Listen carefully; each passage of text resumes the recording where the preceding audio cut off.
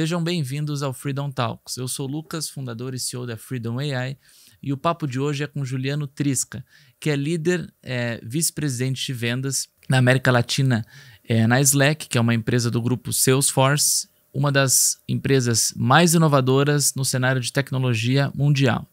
Ele já passou pela Oracle, SAP e hoje está transformando a área comercial dentro dessa empresa. Seja muito bem-vindo, Juliano. Quero te agradecer em nome da Freedom. Hoje a gente quer bater um papo bacana contigo e entender um pouco da tua história, como você passou pelas empresas e como você conseguiu transformar organizações. Então, te apresenta, conta um pouquinho como você chegou até aqui, porque muita gente conhece o Juliano, que hoje representa uma grande companhia, mas a gente quer saber como que você conseguiu construir toda essa jornada.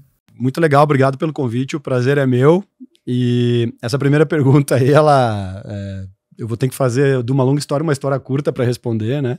Mas eu trabalho no mercado de tecnologia aqui no Brasil em grandes empresas, já faz há bastante tempo, em grandes, das Big Techs, vamos chamar assim, né? Já faz bastante tempo, na verdade, praticamente eu comecei estagiando numa Big Tech, né? E tudo começou porque os meus pais me deram um computador, eu não sabia o que fazer, eu lembro muito bem, não sabia o que fazer como faculdade, na época era super importante escolher um curso, uma carreira e tudo mais, e eu ganhei um computador, e em função do computador eu resolvi fazer ciência da computação. Isso me ajudou a estagiar em algumas empresas, me ajudou a estagiar numa grande empresa como a Oracle, a convite de um amigo, e a partir dali eu segui carreira, né? Passei por áreas mais técnicas, por áreas de alianças e canais, até entrar na área de vendas, onde eu realmente desenvolvi a maior parte da minha carreira. Então, tudo começou por uma motivação aí vinda da minha família e me ajudou muito a tomar essa decisão que não me arrependo nem um pouquinho hoje, né? Praticamente me desenvolvi aí nesse mercado. E foi o que aconteceu lá atrás que me trouxe até aqui. Não, e acho que é legal da tua história, que eu conheço de perto, é que você foi segundo lugar da URGS, não foi? Verdade. Eu já fui inteligente um dia antes. A gente brinca, né? Antes de entrar em vendas, eu já fui inteligente, né? Então, como a minha formação foi em ciência da computação, eu tive, na época era um curso bem disputado em todas as universidades, inclusive, principalmente nas federais, né? Aí eu tive que estudar bastante, me dedicar um pouco, e à época eu passei em segundo lugar no meu curso, podia ter passado em medicina e outros cursos também super disputados, e segui aí na ciência da computação. É um caso interessante.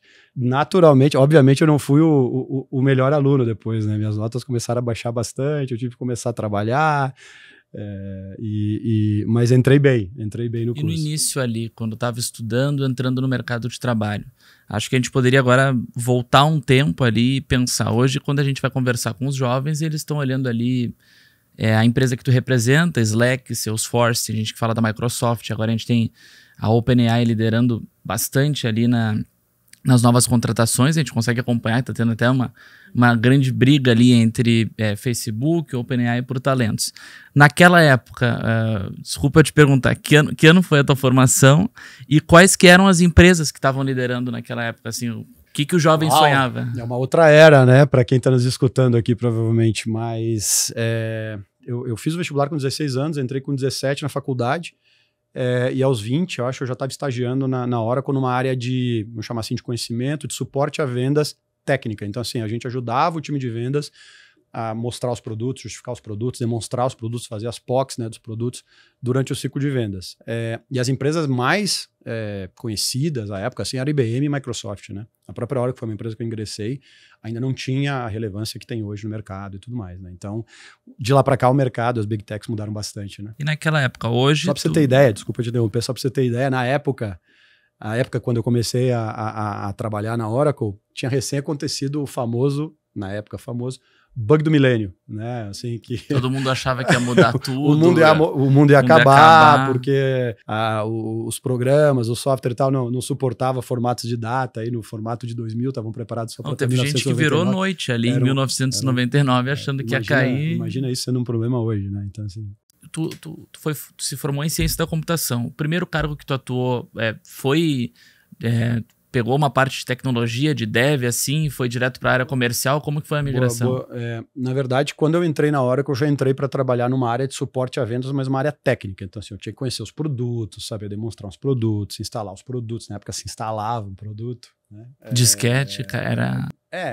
já tinha outras coisas, CD, né? Comprava o pacote, né? Mas não era na nuvem, não era SaaS, não era IaaS, não era PaaS, não era nada. Então, era tudo on-premises, né? Então, eu tinha que ter um bom conhecimento técnico e, obviamente, a faculdade me ajudou bastante nisso. Mas, logo antes, assim, ó, poucos meses antes de eu ingressar na Oracle, eu trabalhei num parceiro, numa empresa que implementava os produtos da Oracle, e eu trabalhei como DBA, que é administrador de banco de dados. Então, eu tinha que conhecer um pouco de administração de banco de dados, tinha que conhecer código, eu fazia de tudo um pouco ali. Então, sim, eu acabei metendo literalmente a mão na massa por um tempo, mas logo depois eu passei para essa área onde eu acabava usando outras coisas mais técnicas, mas não desenvolvendo muito. Tive colegas na faculdade aí que foram para essa linha de desenvolvimento e tal, alguns com muito sucesso, inclusive hoje. Eu poderia ter investido um pouco mais nisso aí. E como é que foi a migração assim para a área comercial? A história que eu sei é que estava em uma dessas empresas ali, quando foi pro estacionamento, viu que a equipe comercial tinha alguns carros ali de luxo, o pessoal já ganhava comissão e viu, né? Poxa, tenho que ir para essa área. Como é que foi? O clique de que eu deveria ir para uma outra área, né? Para uma área comercial, deu quando eu errei o estacionamento, eu errei o andar que eu tinha que estacionar meu carro e parei num outro andar e tinha alguns vendedores na época da Oracle estacionados e tal, e eu vi as pessoas sendo, falei, quero ter esse carro, eu tenho que ser vendedor, né? Então, ali veio o clique. Mas é engraçado, né? Na época não tinha como você, a empresa, as empresas não eram tão grandes, essas big techs não eram tão grandes aqui no Brasil. Então, por exemplo, eu trabalhava na Oracle e não tinha uma equipe de SDR, de BDR, não. Tinha algum time de vendas, vendedores suportados por um time técnico. Era batia de porta em porta. E você acabava trabalhando no mercado mais alto e tal, então era uma relação quase um para poucos, né? Não era um para muitos, então assim, não tinha essa estrutura, esse modelo de predictable revenue, fazer uma máquina de vendas na época era diferente. Não existia, né? Você não tinha como, não, primeiro eu vou passar para SDR, BDR, não. Então, eu comecei a ir para uma área mais de negócio, para a área comercial, saindo da área mais técnica, indo para uma área de gestão de parcerias, alianças e canais, né? E ali eu pude passar por alguns perrengues, aprendi algumas coisas, e depois, mudando até para São Paulo, já estou antecipando aqui um pouco as coisas. Não, e naquela época era... Eu acabei indo para a área comercial. Viajando, indo de cidade em cidade, mostrando para as empresas, bem diferente. Eu andava de carro por todo o sul do Brasil para praticamente trabalhar junto com os parceiros na época da Oracle para promover o negócio, né? Promover o negócio da Oracle na região. E naquela época, lembra de cabeça assim, hoje um ciclo de venda, só pegando aqui como a gente está falando, ele recebe o lead, pega o SDR, já faz uma abordagem. Hoje tem todo, que nem você falou ali, renda previsível. Para aquela outra época, o ciclo de venda era maior, era menor, o tipo de venda era diferente, tinha mais customização, sabe? Era muito diferente, sem dúvida, né?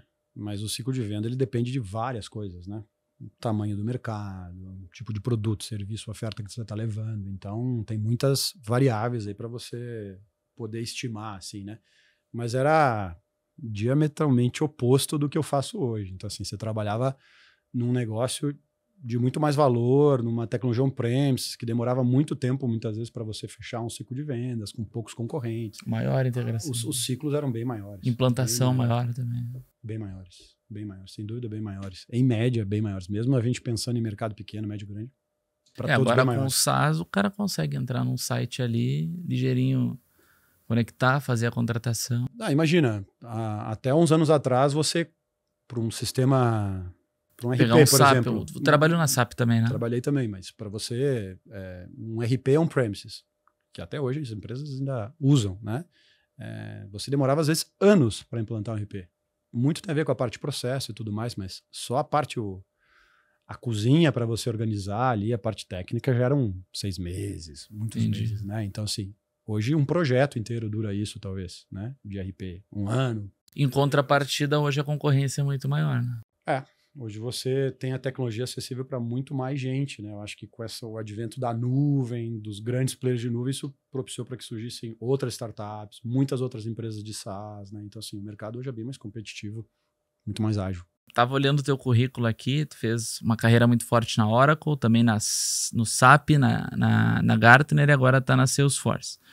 Para o cara que está nos assistindo e quer crescer assim numa carreira executiva, o quanto pesa a parte técnica e o quanto pesa conhecer as pessoas, estar visto ali, o quanto o happy hour ali com a galera conta para você estar conseguindo estar crescendo também. Eu penso assim, em qualquer meio que você está, você precisa se relacionar com as pessoas, você precisa entender das pessoas, as pessoas precisam te conhecer. Então, assim, só resultado não garante tudo, né? E o ambiente corporativo é um ambiente que ele te permite uma coisa que hoje se fala muito, né? Network intencional e tal. O ambiente corporativo de uma grande empresa, assim, é o melhor ambiente para tu fazer um network intencional. Tu conhece a pessoa, tu sabe o que ela faz, né? Tu sabe o resultado dela. Tu pode fazer uma declaração aberta. Pô, eu gostaria de trabalhar com você por causa disso, disso, disso. Me dê uma dica, me ajude com isso. Então, assim, eu acho que hoje as grandes empresas te permitem muito isso, né? E é uma grande vantagem. Resultado é super importante, né? Digamos assim, é a vacina para qualquer veneno, né? O que vai te segurar na grande maioria das vezes. Mas se você não for visto, não for conhecido, não fizer a tua venda interna, obviamente fica difícil para você, infelizmente. Até aprovar projeto, né? Crescer. Infelizmente, aquilo, quem não é visto não é lembrado, né? Então, assim, você precisa fazer a sua marca, né? Dentro do ambiente que você está, seja na vida pessoal, profissional, numa grande empresa, né? Então, como vai ser lembrado, como vai construir a carreira. Sempre é importante. Tu veio para São Paulo em qual ano? Como que foi a decisão aqui de estar vindo para São Paulo? Agora eu tenho que dar. Mais de 20 foi anos, Foi em 2006. 2006. Eu comecei a vir para São Paulo, isso. E aí vim trabalhando pela Oracle para São Paulo. Já na área comercial? Ainda não, estava numa área de alianças. E aí, depois de um ano aqui, ou quase um ano, eu mudei para uma área comercial. Acho que em algumas conversas que tu me passou ali, tem até um outro conhecido nosso que fala bastante de que quando você quer crescer na carreira, quer tanto quanto aprovar projetos, quanto você crescer dentro de uma empresa, você muitas vezes acaba pagando para trabalhar ali. Vale muito mais, às vezes, você tá pagando para trabalhar, para estar adquirindo conhecimento, para estar conhecendo outras pessoas, para estar sentando em mesas diferentes ali, que já estão alguns passos à frente, para depois você conseguir crescer. Eu acho que era legal de tu falar, tu já trouxe algumas vezes para mim, assim, de, poxa, quando eu vim para São Paulo, eu comecei a ver pessoas que estavam um pouco mais à frente, eu quero sentar com esses caras, quero conhecer esses caras, realmente preciso, talvez, abrir mão de um ganho monetário que eu vou ter agora, mas porque eu vou estar investindo, não em áreas, né, mas em clubes que eu vou estar conversando com essas pessoas, eu vou estar andando ali com o cara que está aqui na empresa, que já está alguns passos à frente, não à toa, mas porque eu sei que com ele eu vou estar aprendendo, vou estar vendo o que ele está passando, vou estar sabendo como tá enfrentando desafios que ele já passou também.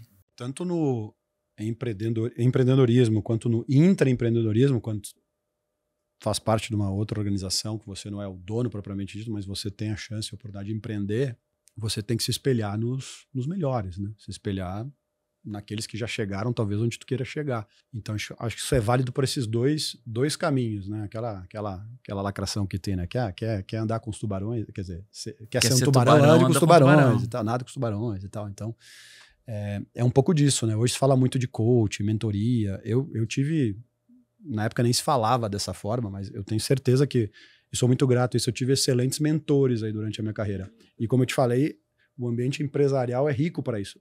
As pessoas às vezes não entendem muito bem isso. E isso está ali disponível para você aprender, né? Tem gente que paga para ter mentoria, mas dentro de uma empresa, às vezes, você fala com um colega que vai te mentorar, né? Sem preço nenhum, sem custo nenhum. Com experiência, né? Sabedoria. Com experiência, né? Então, assim, eu acho que eu pude, em alguns momentos, aproveitar bem isso. Eu tive excelentes exemplos, assim, e aprendi muito com eles, né? Então, e eu vejo hoje na empresa que eu trabalho que muitos jovens fazem isso. Muitos jovens fazem. Inclusive me procuram, né? Puxa, que legal, eu faço isso, faço aquilo e tal. Se põe à disposição também. Mas eu acho super inteligente. De novo, é aquele networking intencional, né? Cara, você tem as pessoas da empresa que você trabalha. Muita gente boa, né? Que tá mais à frente ou do lado, enfim, mas que você pode trocar experiência, aprender com, ensinar também. Give back é legal também, né? A gente ensinando aprende muito. É uma coisa que fazia no início e segue até hoje. Eu acho que eu até poderia ter começado antes, demorei um pouco para empreender, para entender que isso podia ser, muito valioso, na verdade. Né? Tu lidera uma equipe comercial aqui, Brasil e América Latina. Onde que tá toda a equipe? Eu tenho uma equipe que atende o mercado de pequenas, médias e empresas emergentes, né, que a gente chama para para a América Latina, para uma das linhas de produtos da Salesforce que chama Slack, né? Uma empresa que a Salesforce comprou há 4 anos atrás. Já estava lá? E não, infelizmente não, porque foi comprada por um valor interessante. Mas eu entrei aqui no Brasil, né, na época, para ajudar nessa integração da Salesforce, da Slack com a Salesforce. 7 ou 8 meses depois da aquisição, a Slack não tinha uma presença aqui no Brasil, na região, na verdade, na América Latina. Então, o que aconteceu depois da compra é que a Salesforce começou a contratar pessoas para crescer e ter uma posição no negócio aqui na região. E hoje aqui no Brasil? Hoje aqui no Brasil eu tenho algumas pessoas, eu tenho pessoas também na Argentina, na Colômbia e no México. Mas assim, a Salesforce e a Slack aqui no Brasil tem equipe tech? Quais são as equipes que ficam aqui? A mais comercial, customer success? Como que funciona? Toda Big Tech, praticamente a presença que tem na região aqui é uma presença comercial, marketing, um pouco de back-office, parcerias e tal. A parte toda de desenvolvimento fica espalhada pelo mundo, né? Concentrada as decisões, provavelmente nos Estados Unidos ou no país da fundação. Então, é mais ou menos assim que funciona para todas essas grandes, né? A gente e aí, hoje muito pouco aqui tá cuidando de Latinoamérica aqui, então Brasil, Argentina e México. Ali, Colômbia também. É onde eu tenho pessoas, mas a região é maior, né? Então acabam atendendo outros países. Quando tá liderando a equipe, o que muda mais ali? É uma questão mais cultural? Mudam o tempo de ciclo de venda, as abordagens, os canais? Como é que funciona a tua cabeça como gestor? Tirei o chapéu aqui do Brasil, cheguei no México, ali não é o WhatsApp, ali é Teams. Como que funciona isso? Primeiro que eu tenho a sorte de trabalhar numa empresa que tem uma marca super conhecida e tal. Então, as preocupações que eu tenho são diferentes de quem, por exemplo, for começar um novo negócio, né? Querendo ou não, a Salesforce já tem presença nessas regiões. Então, eu já saio daí, né? Sou privilegiado. Mas, óbvio, no fim do dia, a gente tem que escutar muitas pessoas. Então, assim, gerenciar a gente aqui no Brasil, eu posso estar todo dia no escritório, tô com o pessoal e tudo mais, né? Mas eu não posso estar todo dia na Colômbia, não posso estar todo dia na Argentina. Então, assim, trabalho remoto tem que funcionar, você tem que gerenciar as pessoas à distância. Eventualmente, óbvio, eu quero estar presente, sempre que posso vou. Tem que estar monitorando o resultado, né? Monitorar resultado, mas escutar muito, assim, tentar usar o máximo disponível aí nas ferramentas que a gente tem hoje para poder tá conectado às pessoas. Então, mesmo sendo um trabalho remoto, né, a pessoa está no escritório da Salesforce, tem mais gente, então ela está absorvendo a cultura. O meu trabalho é muito desenvolvimento dos skills ali para que ela possa desenvolver melhor a função dela. Como que funciona o cliente lá? Por exemplo, o que tu vê de diferença assim? Eu estou vendendo para um mexicano, para um argentino, para um brasileiro. Eu digo, muda, eu não conheço ainda, mas muda, por exemplo, um canal de venda, um formato de marketing, muda um ciclo de venda. Eu acho que o que mais eu sinto assim de diferença é a parte de negociação. Negociação. Né? Porque eu acho que a negociação tem muito a ver com a cultura de cada povo. Entendi. Então, assim, é diferente negociar no México, negociar na Colômbia, não tem nem certo nem errado. Mas é diferente negociar no Brasil, né? Assim como é diferente negociar numa pequena empresa, numa grande empresa. Então, para mim, nos últimos anos, tem sido um aprendizado, porque eu estou aprendendo como outras culturas, né, negociam, né? Já pude experienciar um pouquinho. Vou dar um exemplo aqui, né? Na Colômbia, por exemplo, o pessoal é super educado, super polido, um pouco avesso à pressão. Quem pede mais desconto? Brasileiro? Não. Tem de tudo, eu já vi de tudo. Isso aí é do ser humano, né? Mas eu acho que o brasileiro, em maneira geral. E tem algumas culturas, não preciso dizer qual é aqui, mas tem algumas culturas que tem mais dificuldade de dizer não. Então, assim, tu tem dificuldade de dizer não ao cliente? Não, o cliente, né? Às vezes some e não te responde. Engraçado isso, né? Às vezes isso acontece aqui no Brasil também, mas mais fora. Então, isso para quem tá comandando um time de vendas, é difícil você escutar de alguém, né? Pô, o cara não me responde, o cara não me diz nem que sim, nem que não. Como assim? Como eu tô, às vezes, a 1.000 quilômetros de distância, que faz parte. Então, como é que eu entro nisso, ajudo e tal? Então, é uma outra cultura, outra maneira.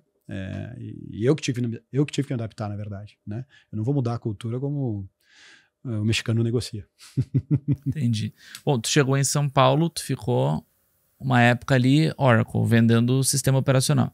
Como é que foi a migração para a Gartner ali, de ir para uma consultoria? Foi uma passagem rápida, mas mudou o tipo de produto? Como que tu fez essa migração? Basicamente foram coisas assim diametralmente opostas, né? Porque uma coisa é você vender produto super conhecido, na época já super conhecido, para clientes já cativos, base, grandes e tal. E aí você mudar para uma empresa que ainda estava crescendo muito, ainda estava ganhando visibilidade aqui no Brasil, né? E que vendia, na verdade, um serviço, quase que um mix de consultoria com aconselhamento, foi diferente. Então, assim, eu tive que aprender muito, na época, a metodologia da moda, que aí, para mim, ainda funciona muito bem, é o value selling.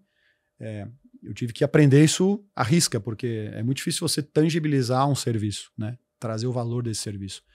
Então, a metodologia de value selling me ajudou muito e na época eu tive excelentes treinamentos, excelentes mentores e tal. Então, foi bem difícil para mim. No início eu tive que me adaptar muito. Né? Que tipo de projeto vendia lá? Eu vou te dar um exemplo de como minha vida mudou. Então, assim, na hora que eu era chamado para os clientes comprarem, eu preciso de mais banco de dados, eu preciso de um servidor de aplicação, vem cá resolver meus problemas de suporte. Então, assim, era uma empresa já bem estabelecida, grande, produtos ótimos e tal. E a Gartner, não que não fosse ótima também, mas não era tão conhecida, não tinha tanta base e não tinha tanta estrutura aqui. Então, primeiro eu tinha que explicar o que era. Tem que provar muito mais a necessidade. Olha, que eu sou o Gartner, precisa, quem é Gartner? Né? Depois, explicar o que a gente fazia. Não, eu estou vendo pesquisa, aconselhamento. Como assim? Vou comprar um jornal? Vou acessar um acesso a um site? Né? Então, não, na verdade, você tinha acesso a milhões de informações, a especialistas, analistas, né? E você tinha que fazer o quê? Tangibilizar isso. Linkar o que estava disponível e acessível para ajudar o cliente com os problemas de negócio dele. Né? Ou com os problemas, o personal velho dele. Então, assim, era muito diferente do que eu fazia na empresa anterior. Eu brinco até que ali foi minha melhor escola de vendas, porque tu tinha que cavar e atrás. Era, assim, eu traço um paralelo até assim a você quase abrir um novo negócio. Né? Porque realmente, para muitas empresas que eu falava, claro, praticamente para dentro tinha uma bela uma estrutura para me ajudar, mas para o mercado ninguém me conhecia. E na época, quando eu entrei, eu tinha que abrir mercados novos. Então, assim, meu trabalho era prospectar do zero. Eu era um diretor de contas que não tinha conta. Não tinha BDR, SDR nessa época, não. Sola de sapato. Telefone. Sola de LinkedIn, sapato. na época já tinha, eu acho. E-mail marketing. E-mail. Eu lembro que isso é interessante. Geralmente tem um padrão, né, para formar o nome do teu e-mail, né? Então, assim, às vezes tu não tinha. Você sabia que o nome da pessoa era José Silva, que trabalhava na empresa ABC. Então eu ficava tentando, eu botava para enviar e-mail, eu botava josé.silva@abc. E aí apareceu até que o e-mail dava certo, né? Vinham vários reply, reply não foi entregue e tal, até que dava certo. Hoje tu vai na Santa Efigênia ali, pega uma lista e já sai enviando e-mail. Hoje tem ferramentas ótimas para isso aí, a informação tá toda disponível. Mas aí ia testando até que a hora aparecia. E o pessoal, acho que naquela época devia ter uma cultura de responder mais e-mail, né? Hoje, sim, com o WhatsApp ali... Hoje tá um pouco banalizado, né? Sim. E-mail hoje e-mail muita gente usa mais para formalização, né? E eu peguei a época do BlackBerry, né? Então, assim, eu lembro que você tinha que criar um e-mail que coubesse na telinha do BlackBerry, porque se passou, e você tinha que mandar às 6 da manhã, que era o horário que o cara lia. 6 da manhã? 6 da manhã era o horário que o cara lia, estatisticamente tinha isso, olhava a primeira mensagem lá do BBM, os mais velhos vão lembrar, e aí tinha que caber na telinha do BlackBerry, uma pergunta e tal, que o cara tivesse interesse em responder. Se ele respondesse, tu tinha um próximo passo. 6 da manhã ou fim do dia. Eu vejo que fim do dia é o cliente ali que tá voltando do trabalho para casa, ele quer ter alguém para ficar falando no Viva Voz ali do carro, então tem uma taxa de aceite muito boa. Exato. Pô, que legal. E aí depois a Oracle, volta para cá, precisamos de volta. Tive a oportunidade de voltar. E aí que eu comecei a liderar equipes. Depois de um ano de volta para a Oracle, eu comecei a liderar equipes, acho que com 34 anos na época, né? E aí que o outro desafio começou, na segunda parte da carreira, digamos assim, na equipe de vendas, né? Então setor público. Tava mais em venda. Antes, até então, era só venda. Depois que veio da parte de gerência. Quando eu voltei para a Oracle, que eu assumi a liderança de time de vendas. Entendi. É um desafio, né? Hoje, tu vê assim, né? Várias pessoas que eu converso de área comercial, muitas vezes não é porque o cara é um bom vendedor que ele vai conseguir ser um bom gerente, diretor de vendas, isso é clássico, né? Mas e isso é vice-versa também, né? Mas é a mais pura verdade. E muitas vezes o cara migra e fica insatisfeito. Eu já vi alguns casos de retorno a uma posição de individual contributor, ou seja, fui liderar um time, não gostei, cara, meu negócio é depender só do que eu faço, do meu trabalho, não quero depender dos outros, não tenho paciência, jeito, sei lá, para liderar equipes. Então, já vi retorno, sim. Não é tão incomum, não.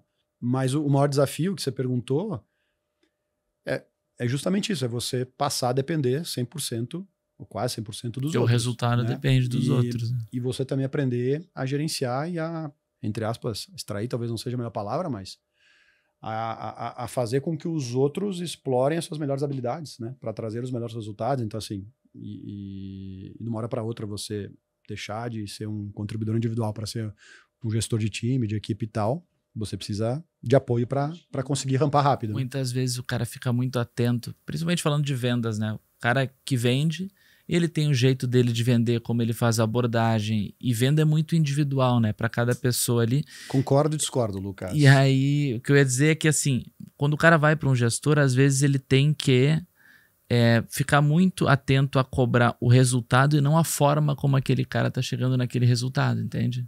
Alguns são bons em A, outros são bons em B. Se o A é ótimo para aquela pessoa, que desenvolva mais o A, que desenvolva mais o B. Mas vendas é um mix, cara, de arte, de ciência. Eu gosto de falar que é um mix de inspiração e inspeção. Né? Então, assim, isso já é meio antigo, mas ainda funciona. Então, assim, você precisa ter as pessoas motivadas, entendendo por onde elas estão indo, do que elas fazem parte, o que ela vai conseguir com aquele trabalho, né? Entendendo que, pô, tá num ambiente legal e tudo mais. Hoje tem mais umas variáveis ainda, né, que se somam a isso aí.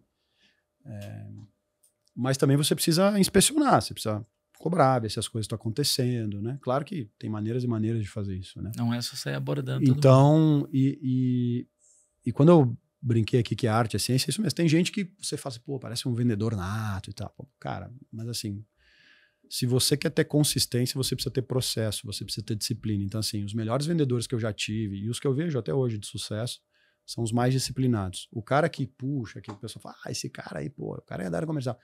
Às vezes ele teve pode ser que eu queime a língua aqui, né? Mas a maior parte dos que eu vejo que terem sucesso ao longo do tempo é os que são mais disciplinados, né? E muitas vezes não são os que são mais extrovertidos, expansivos, aquela máxima de que pode ser, o cara estoura num ano, mas no outro não vai, né? O cara que mantém a consistência é o cara que segue um processo que é mais disciplinado. Eu brinco até, né? E tem até um paper da Prudential, seguro de vida, seguros e tal, é uma bela escola de vendas. E tinha uma frase que me pegou uma vez. Eu aprendi isso na Gartner. Pô, os melhores vendedores são aqueles que pode parecer bobo, mas são aqueles que fazem o que os outros não querem fazer. Que é repetir, preencher, saber ir atrás. Quando você tá triste, você não vai fazer 10 ligações. O vendedor disciplinado, ele vai. Vai fazer 10. Ele não tem escolha. Ele não vai ter a melhor performance da vida dele, mas ele vai fazer. Né? Ele não vai chegar mais tarde, ele vai chegar no horário. É super difícil isso, né? Somos seres humanos. Vai bater proposta. Mas, né? em média, são esses os que mais prosperam aí ao longo dos anos. Assim, né? Então, pegando um pouco nesse perfil de vendedor que você trouxe, né? Que muita gente acha que o cara, por ser bom de relacionamento, ser bom de lábio, é um bom vendedor. Eu sempre gosto de dizer que o bom vendedor, ele tem que saber muito bem o que ele está vendendo. Então, ele tem que saber responder objeções, né? Por que esse produto não funciona? Qual dor que ele está solucionando? Aonde ele vai entregar mais valor na operação? E hoje, no teu dia a dia ali na empresa, como é que é um preparo para um vendedor? Acho que uma vez tu me comentou que tem um processo de quase um mês, assim, de entender o produto até ele ir para a zona de guerra, né? Assim, a velha máxima não falha, né? A gente tem 2 ouvidos e uma boca só, não é à toa, né? Mas no mercado de tecnologia, né, há momentos ali no ciclo de vendas que você tem que passar um pouco de autoridade, você precisa saber do que você está falando, né? Às vezes quem não é da área sofre um pouquinho, né? Para entender, dependendo do tipo de solução que você está falando, você está falando mais com gente de uma área mais técnica do que com uma área mais de negócio. Há situações também que você fala mais com o negócio. Mas hoje, por exemplo, o que eu faço, o meu time precisa ter autonomia para saber demonstrar o próprio produto e tal. Então, assim, é importante um onboarding não só em técnicas de vendas, processos da empresa, mas também um onboarding para que ele conheça bem o produto. Né? E dar material para o vendedor. Treinamento, tudo, orientação. E garantir que ele tenha autonomia. Até porque eu trabalho com um mercado grande, com empresas pequenas, né, e médias, algumas vezes médias, onde os ciclos de venda são super rápidos, né? Então é um jogo de tempo, né? Não fechou, não fecha mais. Era essa semana que era para fechar, né? Você perdeu a venda se você não fechar amanhã. Então tem que ter muita agilidade. Mas em outros casos, né, o mais importante é o cliente. Então, assim, se você tem um mega cliente que é maior que a sua empresa, às vezes, você vai, às vezes, dedicar um time para atender aquele cliente. Aí você vai ter uma equipe para atender aquele cliente. O vendedor vai ser um cara mais de estratégia, relacionamento, do que um cara que tem que conhecer o produto. Porque ele vai ter uma equipe para trabalhar o produto. Então, assim, depende do mercado, depende do segmento, depende da estratégia da empresa. Hoje eu posso falar pelo que eu faço, mas já trabalhei em modelos bem diferentes, que o vendedor tinha que ser mais de relacionamento, por exemplo, do que de conhecimento mais técnico. Hoje, em geral, eu vejo uma tendência para a linha mais técnica, né? Que o vendedor tenha mais autonomia. Até porque tecnologia, agora com AI e tudo mais, está meio que permeando toda a sociedade. Então, assim, todo mundo conhece muito mais de TI hoje do que conhecia. E com uma pergunta, você vira hoje especialista em qualquer coisa, perguntando para uma LLM da vida, né? Então, hoje sim, eu acho que tem esse viés. Sim, saber escutar, né? Agora, para quem está nos assistindo aqui, ouvindo, quer entrar na equipe do Trisca aí. Quem está passando por processo seletivo aí, agora vai receber a dica do século. Que tipo de vendedor tu procura na tua equipe? Tem gente que diz que bom é aquele vendedor endividado, né? Gastador. Ele vai estar sempre correndo atrás de comissão. Mas o que tu avalia quando tu vai trazer um vendedor? Cara, eu avalio muitas coisas. Por sorte, né? Eu trabalho numa empresa que tem todo um suporte para recrutamento, para seleção. Trabalho numa empresa que as pessoas querem trabalhar, então manda currículo. Então, assim, eu acabo pensando ali num funil ali de recrutamento e seleção, eu me engajo já mais no final ali desse funil, porque já foi feita uma triagem. Então, assim, eu já entendo que muito do que precisa ser avaliado já foi ali quando chegam os candidatos até mim. Mas, cara, eu gosto muito de a pessoa que tem accountability, assim, que é responsável, que eu percebo que ela é responsável pelas ações dela, sabe? Um pouco de tenacidade, assim, também. A pessoa tem que querer, tem que ter vontade, tem que ter vontade de crescer. Tem que ser agressiva na dose certa, né? Para também não passar do ponto, né? Então, assim, mas vendas eu acho que é um jogo um pouco disso, sabe? E também, hoje em dia, a pessoa tem que ser muito resourceful, assim que se fala inglês, né? Tipo, cara, você tem que ter um see-it-all ali, né? Não dá para você a cada passo...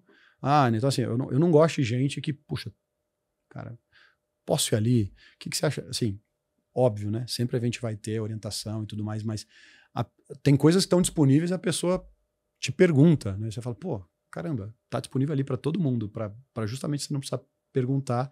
Você não teve a vontade ou a intenção de ir até lá e procurar primeiro. Isso me pega um pouco, sabe? Eu particularmente, gosto muito de tentar resolver por conta. Não consigo, peço ajuda, né? E eu vejo que hoje, e eu reforço isso, porque hoje eu vejo, por parte assim, de alguns candidatos que chegam, eu vejo muito isso. Que eu sinto que eles estão mais pedindo ajuda do que, sabe, indo atrás para tentar resolver primeiro. Aquela coisa, eu quero já estar aqui na frente sem ter feito por onde ainda, né? Então, exato, me mostra resultado e eu te dou aqui. E faz o seu esforço primeiro, né? Tá, e falando em resultado, eu te conheço, sei que ano passado trocou de carro, agora comprou apartamento. Como é que tu faz para estar mantendo esses resultados aí na empresa? Como que organiza teu dia? Como que tu recebe a demanda? Para quem, se eu botar o Juliano aqui na minha empresa, como que é o formato de trabalho dele? Lucas, assim, a gente tem um ritual semanal. A reunião de equipe, a gente tem as reuniões individuais, né? Eu tento manter um percentual da minha agenda aberta para reuniões com clientes, né? Tento manter um percentual da minha agenda aberta também, fixada nesse caso, né? Para ajudar o time nas prospecções. Então, assim, eu tento fazer de tudo um pouco, mas é nas minhas reuniões de time individuais que eu dou a direção para a equipe na semana e para a pessoa individualmente. Entro lá, ali um pouquinho mais no micromanagement. Mas eu gosto muito de escutar eles também. Então, assim, puxa, o seu número não tá bom. O que você acha que você pode fazer? Então, primeiro eu escuto para depois sugerir. Eu também nem gosto que sejam comigo, né? Então, assim, também não sou assim com os outros. Eu acho que você devia. É a pior coisa que você pode fazer. Você perde a pessoa na hora, né? Então, assim, como que você acredita? Puxa, e quando eu trago alguma sugestão, eu tento embasar a sugestão. Puxa, por causa disso, me faz sentido de sugerir isso. O que você acha? Né? Então, mas eu acho que disciplina nessa questão para quem trabalha com alto volume e tudo mais. Seguir o ritual toda semana. Você tem que ter um ritual semanal, você tem que ter o teu process management ali do ciclo todo. Semanalmente você tem que revisar isso. E falando agora um pouco de toda essa migração agora de inteligência artificial, de Big Data, de agentes que estão auxiliando, tem uma linha que acredita muito que, eu automatizando alguns processos, como SDR, como BDR, como classificação de lead, eu gosto sempre de dizer para o cliente, né? Na verdade, tu não vai estar tirando o lado humano, tu vai estar potencializando o lado humano porque tu dá mais tempo o vendedor estar ali no cliente, entendendo a dor do cliente. Porém, tem uma outra linha também que já mostraram assim que perde um pouco da pessoalidade, não consegue estar tendo muita questão do vendedor que está sentindo ali o cliente. Eu queria entender como que é a tua visão assim da união da IA, dos agentes de IA, das automações, com o vendedor, o de hoje e o que vem assim para os próximos anos. Como que ele vai se destacar? Cara, para te responder isso, eu acho que a gente precisa dar um pouquinho mais te dar um pouquinho de contexto da visão que eu tenho do que está acontecendo hoje no mercado, né? Então, assim, eu pude viver alguns ciclos, assim, de boom tecnológicos, né? Então, assim, internet, nuvem e agora o AI, né? Eu acho que a AI é um desses grandes ciclos, sem dúvida, né? Mas eu acho que como todo grande ciclo, né, isso tem um hype, depois tem um momento de ajuste para depois poder entrar no mainstream e aí sim você poder explorar ao máximo aquilo, e já saber o que faz com aquilo e tudo mais. Eu acho, humildemente, né, acho que hoje a gente está naquela curva de baixo ali, pensando no AI, né? Então a gente tem muitos players que apareceram, que vão sumir, né? Não vão ter caixa, não vão ter fôlego, não vão ter visão para superar esse momento. E aí a gente vai ter, sim, players que vão seguir adiante porque acharam o caminho da demanda, da oferta, do que faz sentido, do valor do negócio com essa tecnologia, né? Então, eu hoje acho que a AI tá aí. E aí, em cima disso, eu também falo que toda nova ferramenta que você deu para o ser humano, né? A gente está aqui, né? Bilhões e bilhões de pessoas no mundo e tal, a gente só trabalha mais, você não tem essa sensação? Eu lembro que quando disponibilizaram um telefone inteligente para os vendedores de lá, puxa, agora o vendedor vai poder trabalhar de casa, estavam trabalhando no escritório. Trabalhando no escritório. Nossa, agora o vendedor não precisa mais, a gente só trabalha mais, né? Então, assim, houve um momento, décadas atrás, que se falou, cara, quem não tiver um telefone inteligente não vai ser vendedor. Né? Quem não tiver um Nextel não vai. Exato. Não sai pra rua. Eu tô extrapolando aqui, mas AI é isso. Tem que saber usar. Num primeiro momento, assim, se você não tiver isso à disposição da tua empresa e colateralmente teus funcionários, né, dos teus colaboradores, você vai ficar fora do jogo, né? Então, assim, isso acho que todo mundo entende, né? Tem até aquela máxima, né, que fala, né, nenhum humano é melhor que AI, mas nenhum humano é melhor que um humano com AI. Né? Então, eu acredito bastante nisso. Então, assim, eu acho que simplesmente a gente vai aumentar ao máximo o nível possível com essa tecnologia das empresas e das pessoas. Quem não estiver usando isso vai ficar fora do mercado. Né? Agora, até que ponto isso vai acontecer?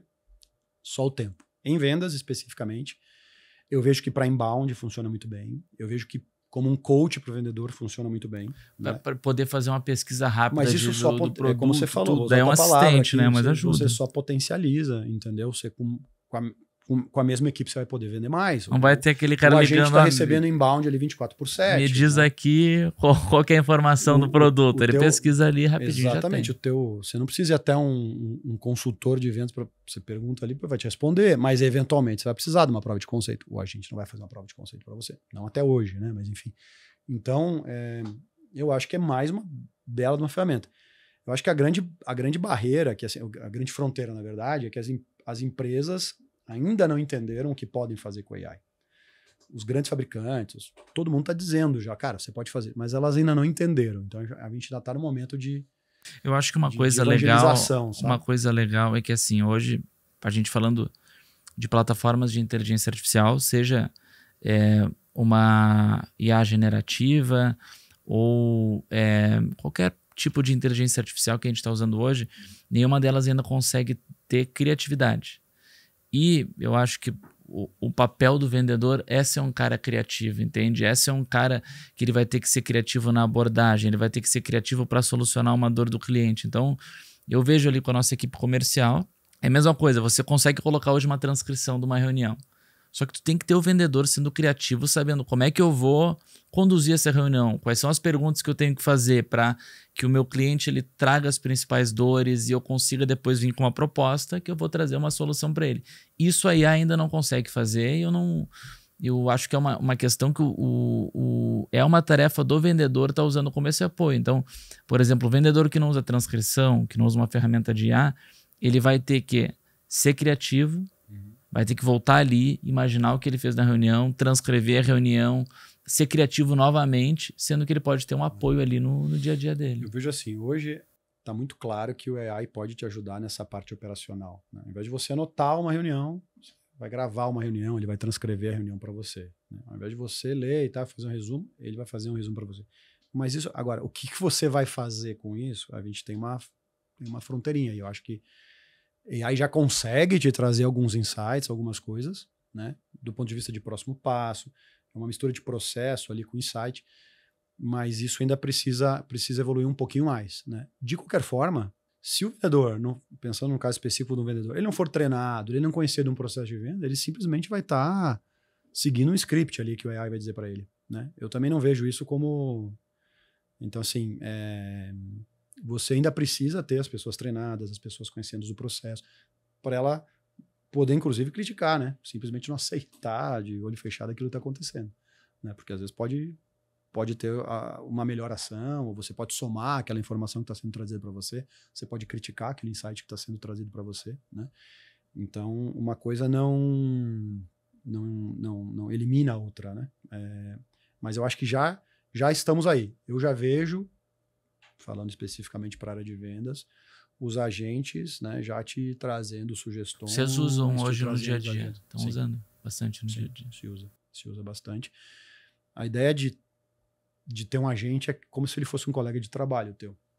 Super inteligente, disponível 24/7, que vai buscar onde você teria dificuldade de buscar informação, te trazer uma sugestão que talvez você não pensou. É mais um colega, mais um ser pensante ali, te ajudando no teu processo. Falando um pouco agora do Juliano, novamente, da tua carreira. Eu agora, com todo esse nosso bate-papo aqui, já está chegando a 50 minutos, eu anotei 5 palavras aqui que marcaram bastante da tua trajetória. Acho que ambição, conhecimento, mentores, aprendizado e humildade. Mas para uma pessoa que construiu bastante isso num cenário de tecnologia que é muito concorrido, o que tu entende que te diferenciou na tua trajetória? Como que tu vê assim, agora olhando para trás, o que o Juliano fez para conseguir hoje ter todo esse conhecimento? E acho que assim, hoje tu tá com uns 45, ainda tem muito tempo pela frente, né? Mas como que foi?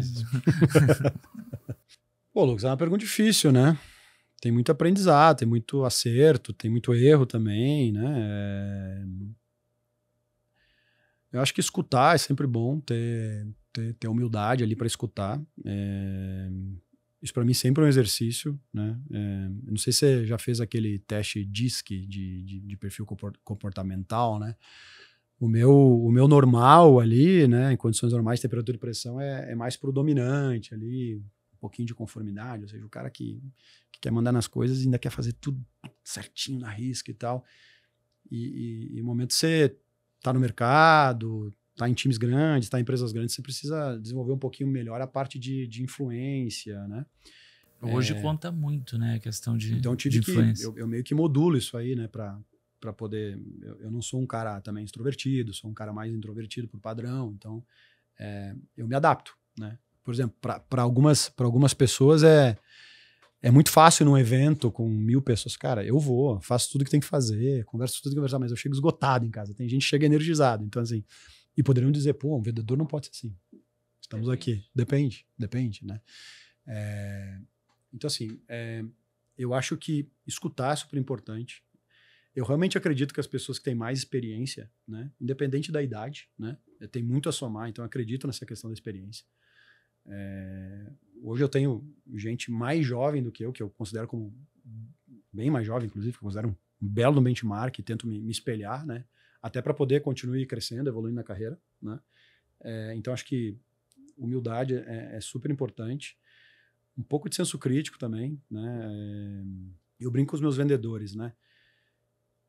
Em vendas é terrível, porque tem coisas que você não controla, né? A macroeconomia, a tarifa do Trump, né? Então, assim, mas se tem uma coisa que a gente controla é o nosso tempo, né? O quanto você... E vendedor, se ele não prospectar, ele não vende, né? Então, assim, a melhor vacina para qualquer veneno, para qualquer surpresa, é você ter um bom pipeline. E o bom pipeline depende de você. Tu pode até não ter o melhor pipeline, porque tem um cenário macroeconômico ou microeconômico.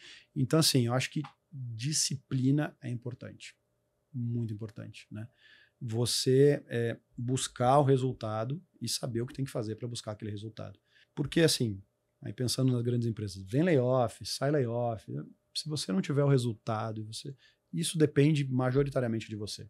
Muitos vão achar, não, mas foi isso, porque o meu mercado... Pode ser, eventualmente, você só atende a indústria de varejo e o varejo acabou no Brasil. Consegue ver várias empresas que vem mercado e continua ali. Exatamente. Então, assim, porque eu acho porque tem um foco importante em resultado, tem uma disciplina e uma metodologia para chegar lá. E se você tiver humildade para saber que você não sabe tudo, você tem sempre a aprender e melhorar isso, você vai... Principalmente na área de tecnologia, né? Acho que agora, a gente está aqui conversando só hoje, quanto tempo de carreira já tem? Puxa, mais de 20, né? Mais de 20 anos. Olha quantas movimentações foi pegando. Então, teve que ser um cara humilde, teve que ser um cara que queria aprender e deve ter visto vários colegas de trabalho que não conseguiram seguir do teu lado ali porque não foram aprendendo, se reinventando. Acho que agora a gente vai estar... Tem muita gente já saiu do mercado, né? Teve uma experiência que eu tive que eu gerenciei um time que era todo mais velho do que eu, né? Mais, vamos chamar assim, mais experiente, mas que trabalhavam no mercado que eu não conhecia. Então, assim, por algum motivo eu estava ali, né? Para liderar aquele time. Foi super, super difícil para mim. Foi um mega aprendizado, né? Tem que conquistar a confiança, né? Acho que é muito diferente. Conquistar a confiança, acho que você passou um pouco por isso também, né? Na tua experiência anterior. Então, não é fácil. Mas eu tive que ter muita humildade também para escutar, né? Eu não conhecia daquele mercado, eles conheciam. Né? A gente tem que escutar bem. Eles tinham tido muito mais experiências de vendas do que eu. Tá bom, sou teu gestor, mas e aí? Eu tô há 10 anos vendendo mais que você, né? Então, e saber usar isso a teu favor, digamos assim, a favor do negócio, né? No fim do dia. Extrair o melhor das pessoas, valorizar o que elas têm de melhor e aí sim, ter o time rodando do jeito que você acha que tem que rodar, né? Nessa transformação que a gente está tendo agora de inteligência artificial, eu já vi algumas pessoas falando, alguns estudos, que ela é uma transformação poderosa, mas também queria que tu tentasse fazer um comparativo assim, teve a transformação agora, teve o bug do milênio, teve a questão do SaaS, e hoje é uma transformação que está mudando as tecnologias, sim, mas tem gente que comenta assim, hoje também o que na verdade está acontecendo é que é muito mais fácil de tu conseguir estar acompanhando essas transformações, porque hoje tu tem um smartphone que tu consegue acessar o ChatGPT, hoje tu consegue estar nas redes sociais acompanhando, então, claro que assim, a tecnologia está evoluindo, mas o acesso a essa tecnologia está cada vez sendo mais democrática, né? Que nem tu falou, ali no início, ia fazer uma troca de um sistema, demorava 6 meses. Hoje, tu quer baixar o ChatGPT, tu não tem nem que baixar, na verdade, né? Tu já consegue acessar ali, não tem nem que pagar. Então, acho que é uma questão de acessibilidade também, né? Cara, o telefone móvel inteligente mudou tudo, né? E as telecomunicações também, você tendo a banda larga aqui, digamos assim, no celular, então assim, deu acesso para todo mundo a tudo, né? Então isso com certeza acelerou, né? Mas, cara, sobre o AI, eu acho que eu vi aqueles filmes aí futuristas aí há décadas atrás, né? Exterminador do Futuro e tal. Hoje realmente a gente vê a tecnologia indo para um caminho potencialmente que levaria aquele cenário de homens contra a máquina e máquina contra homens. Então, assim, eu me assusto um pouco, né? Porque realmente é viável. Hoje quem conhece um pouquinho mais sabe que é viável. Tem ainda restrições né? Mas se não houver um controle, isso pode chegar a esse ponto. Então, eu realmente acho que do que eu vivi, né, até agora, eu pude estar do outro lado, né, do lado da indústria dessas inovações tecnológicas. Essa, para mim, sem dúvida, é a que mais vai mudar o nosso planeta. não há dúvida. Pelo potencial da própria tecnologia e porque ela permeia hoje 7, 8 bilhões de pessoas aí, né? Todo mundo tem acesso a isso, né? E hoje, qual que é a maior convicção que te guia como líder no dia a dia? O que é um princípio que tu leva ali? Se hoje, por exemplo, acho que para facilitar, tu está liderando uma área comercial, né? Se tu fosse mudar para uma área financeira, quais são as coisas que para ti são inegociáveis como líder? Cara, tem duas coisas assim que, como líder e como pessoa, assim, né? Eu já escutei essa frase, não me lembro em qual empresa que eu trabalhei, mas assim, primeiro, a verdade liberta, né? Cara, tem coisa que não adianta. Você fica tentando dourar a pílula, tem coisa que você não controla. Então, assim, cara, face the truth, encara a realidade. É isso. Isso vai te evitar cabelos brancos, quedas de cabelo, tomar teu tempo. Então, assim, você tem que saber a hora de, cara, é isso. Não tem como mudar ou controlar isso aqui. Então, eu acho que isso é importante, até porque eu não sou dono da empresa, eu trabalho em algo muito maior do que o Juliano S.A., né? Ou LTDA, então assim, isso é bem importante, ou control the controllable, coisas assim, eu acho isso é bem, bem importante mesmo. E a outra, copiei também num ex-chefe meu, de um americano, assim, cara, eu nunca vou te pedir para fazer algo que eu não faria. Então assim, isso é uma máxima. E eu já tive gestores lá atrás que, assim, pô, eu falava, cara, que coisa estranha que ele tá me pedindo. Ele estava me pondo na fogueira para ele não ter que ir para fogueira. Então, assim, terrível, lamentável, né? Então, assim, eu nunca vou pedir para as pessoas fazerem o que eu não faria, o que eu não acredito, né? Eu acho isso terrível. Jamais teria um papo assim com o cliente também, muito menos com o cliente, né? E eu acho que você encarar a realidade e ter teu foco em controlar o controlável, que tem a ver com ansiedade e tudo mais, isso eu levo para a vida pessoal também. Não é fácil, mas controlar o controlável é bem importante, né? Você sai um pouco de distrações e acaba fazendo o que você tem que fazer. Hoje, falando de Salesforce, é uma empresa que é global, e se for ver a história dela, na verdade, é uma empresa que cresceu muito rápido, né? Acho que 25 anos agora, já está globalmente, atende vários clientes. Não, empresa enorme. E o que eu ia te perguntar? A Salesforce inventou o SaaS, né?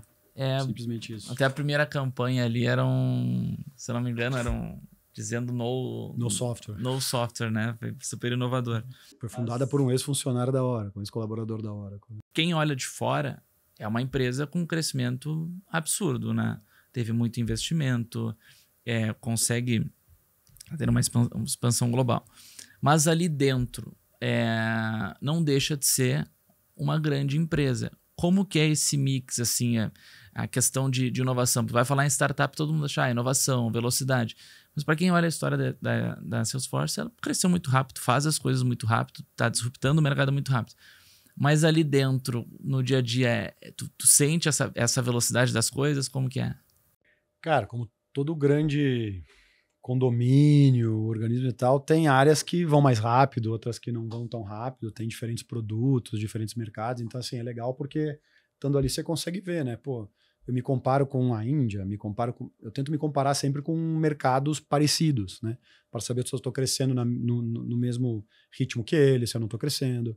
Faço um bench com tamanhos de time, perfil de cliente e tudo mais. Então, me permite esse tipo de comparação dentro de casa mesmo, que é bem legal. Então, eu diria assim, hoje a Salesforce, para o seu principal produto, né? Ela deixou de ser pedra, digamos assim, ela deixou de atacar e está sendo muito atacada, virou vidraça um pouco, né? Tem outros entrantes nesse mercado e tudo mais. Então, para esse negócio, e os números dizem isso, não sou eu, né? É público, não tem mais como se manter uma taxa, depois de 25 anos, uma taxa de crescimento como que se teve. Porque dobrar é impossível agora, Exato, dobrar. Vou dobrar, estou em 35 bilhões de receita recorrente anual e vou dobrar todo ano. Não existe, né? Então. Agora, para outros negócios é possível que isso aconteça, né? A Salesforce comprou algumas empresas, Tem que ter Slack, mix de aquisição, orgânico. Exatamente. Então, tem um blend disso aí. Né? E vocês vão acompanhando ali dentro. O importante é a empresa entender como gerenciar cada uma dessas coisas, né? Que nem tudo é prego, nem tudo é martelo, né? Se você tratar o Slack como CRM, não vai funcionar. O CRM como Slack não vai funcionar. Né? Então, talvez em algum momento as coisas tenham uma convergência maior e tal, mas eu acho que a Salesforce faz isso bem, de verdade. Assim, caminhando para o final aqui, o que tu diria para o Juliano, que entrou com 16 anos na faculdade URGS ali do Rio Grande do Sul, que nem imaginava que ia estar aqui em São Paulo hoje, no podcast da Freedom, construindo uma carreira super grande. Eu acho que eu demorei, eu diria para me expor um pouquinho mais cedo. Eu acho que eu demorei um pouquinho, era muito tímido, né? Eu tinha, hoje, né, falo isso com humildade, mas eu tinha muitas qualidades, eu acabava não expondo isso e tal. Então talvez eu tenha sido um pouquinho retraído demais, isso tenha talvez até não me ajudado tanto no início da minha carreira, né? Depois, quando eu pude entender um pouquinho o jogo, quanto isso era importante, e eu tinha até um pouquinho de preconceito, assim, talvez pela experiência de vida que eu tinha, pela criação que eu tive, não sei. Então, assim, eu me jogaria mais, eu arriscaria um pouquinho mais e me mostraria um pouquinho mais. E na tua família não tinha ninguém, todo mundo, o teu pai era executivo também de uma empresa, mas era regional ali, nenhum fez essa migração de estar conseguindo vir para São Paulo, tá viajando para outras... Não, eu me inspirei o meu pai foi minha referência laboral, digamos assim, porque ele também foi colaborador de uma empresa por muitos anos e tal, do ramo automotivo, mas super, comparando com tecnologia, é um negócio super tradicional, né? Na época, então.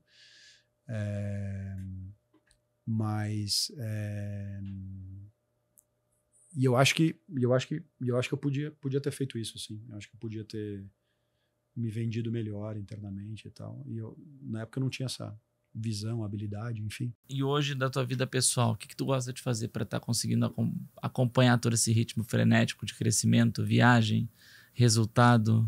Cara, eu acho que nisso a tecnologia ajuda bastante, sabe? Por mais que eu trabalhe com fusos horários diferentes, culturas diferentes, eu acho que eu consigo hoje me organizar para poder...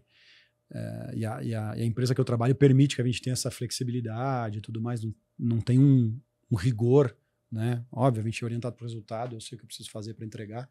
Então, esse negócio de múltiplo fuso horário, eu acho que eu consigo me ajustar, né? Mas eu acho que a política da empresa permite um pouco isso também, né? Mas eu tento dedicar, sim, 3 a 4 vezes por semana, atividade física, geralmente de manhã. Às vezes eu tenho que trabalhar até mais tarde, dependendo dos horários aí de México e tudo mais. E final de semana eu gosto de me divertir, principalmente sair, jantar fora e tudo mais. Agora eu tô com uma cachorrinha nova. Cachorrinha Paula, filhinha Manu, um abraço pra Manu. Todo dia, beijo Manu. Todo dia leva ela pra passear de manhã cedo. Meu dia começa levando a cachorra pra passear, sei lá, 6 da manhã.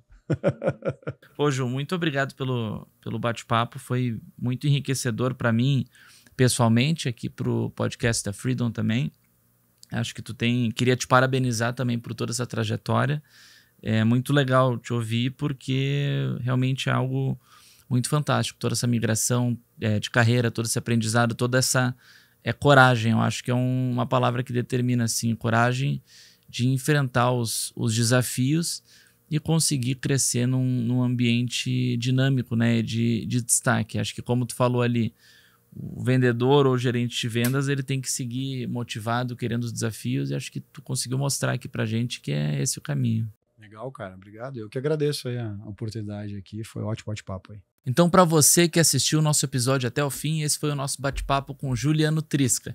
Para você que quer aprender mais, quer acompanhar mais o nosso conteúdo, não deixe de se inscrever no nosso canal, curte e comente, dê sugestões de novos entrevistados, novas pautas, e se você quer saber mais sobre a Freedom AI, os nossos produtos e todo o universo de novidades de inteligência artificial pelo Brasil, acesse freedomai.com.br.